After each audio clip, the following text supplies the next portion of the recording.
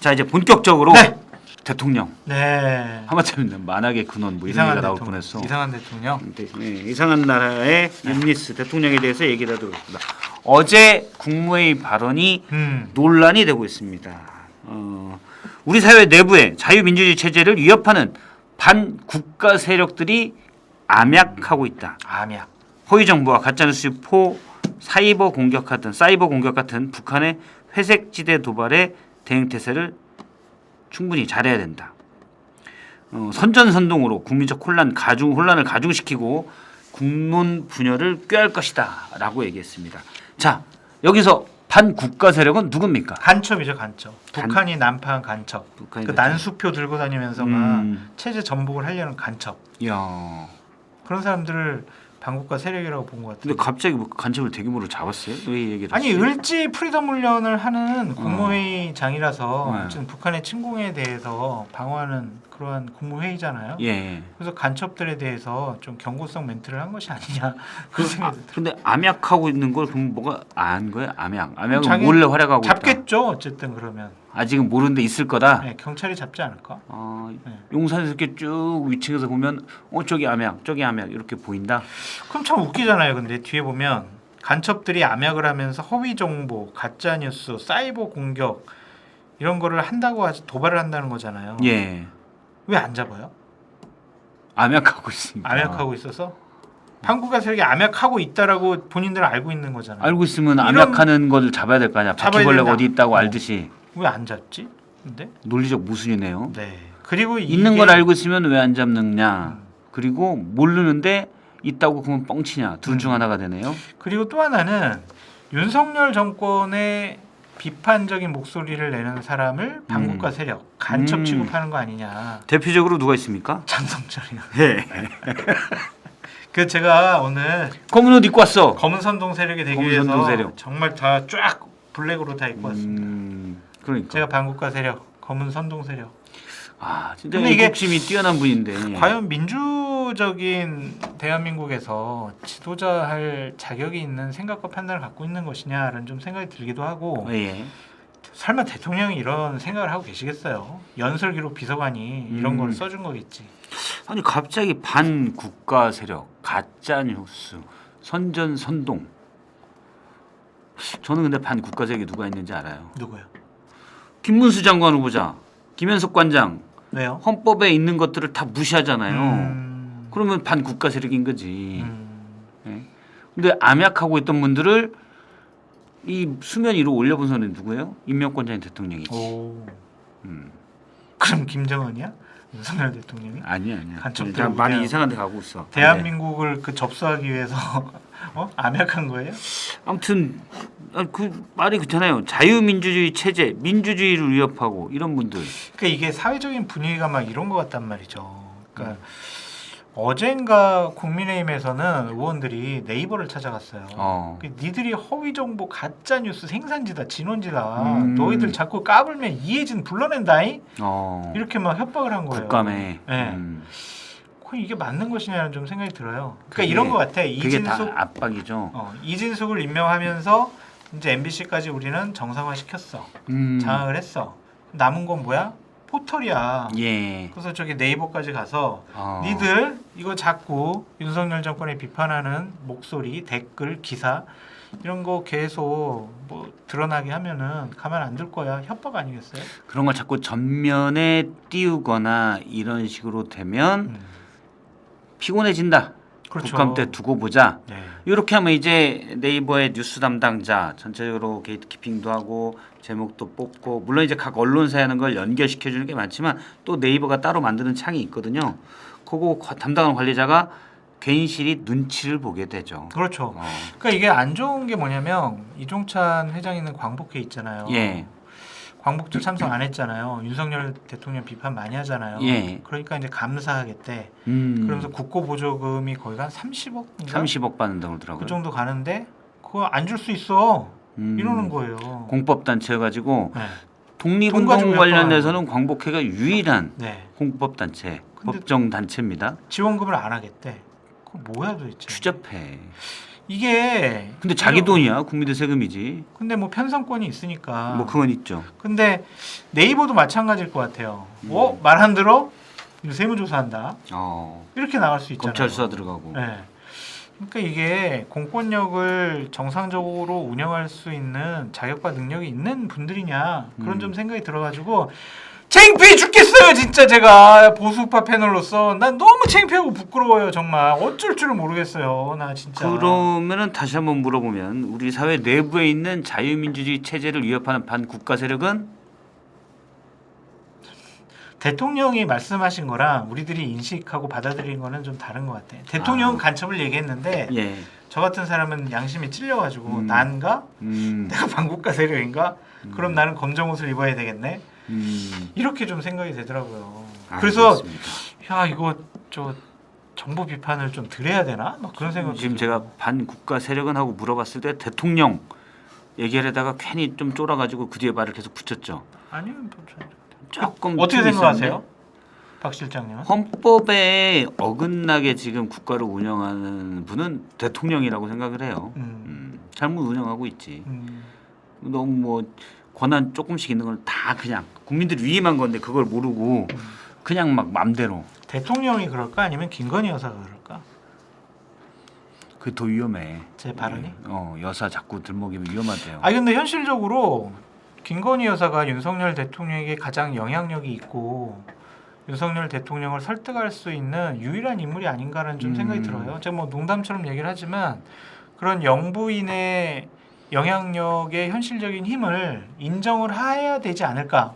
옳지는 않아요. 그거는 잘못됐어요. 국정 운영에 개입을 하고 어디 인사권에 개입을 한다면 만약에 잘못된 건데 현실적으로 대통령이 김건희 여사의 말에 귀를 많이 기울이고 예.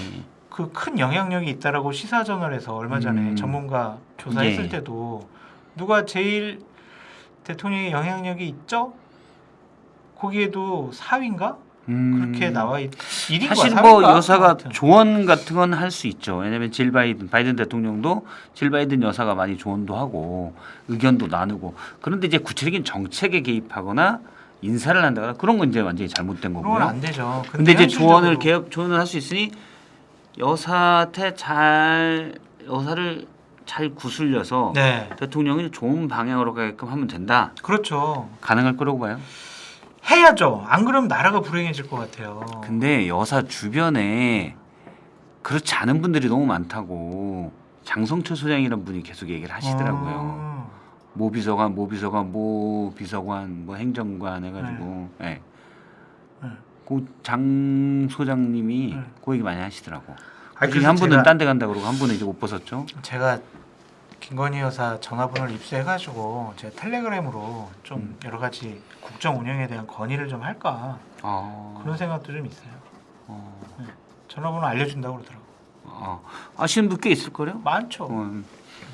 옛날에 서울의 소리 이명수 기자랑도 뭐 다 얘기했고. 그래서 어쨌든 대통령께서 김근식 교수도 알고 있는 것 같더라고. 예전에 가끔 카톡도 하고 그런다고 그랬었어요. 그렇죠. 카톡인지 텔레인지 한다고. 네. 그래서 저 해볼까 그런 생각인데 왜 자꾸 이런 얘기를 하냐면 한동훈 대표가 위험하다는 생각이 들어서 그러는 거예요. 그러니까 김건희 여사랑 사적으로 공적으로도 얘기를 안 하겠다, 대화 안 하겠다, 연락 안 하겠다 막 그랬잖아요. 예.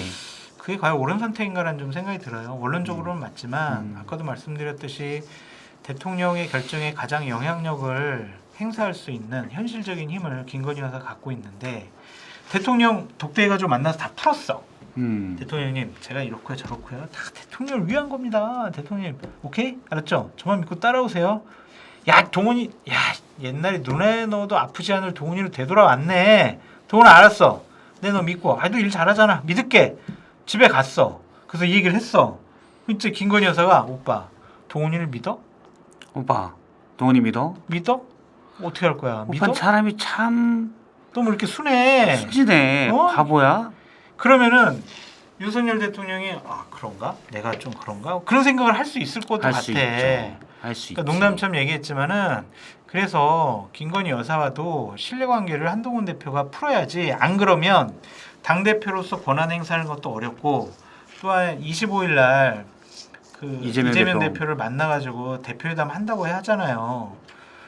거기서 여러 가지 합의를 보더라도 인정을 못 받을 것 같다 이거지. 네가 뭔데 거기서 합의를 해? 최상병 특검 법안 하기로 했습니다. 합의를 했어.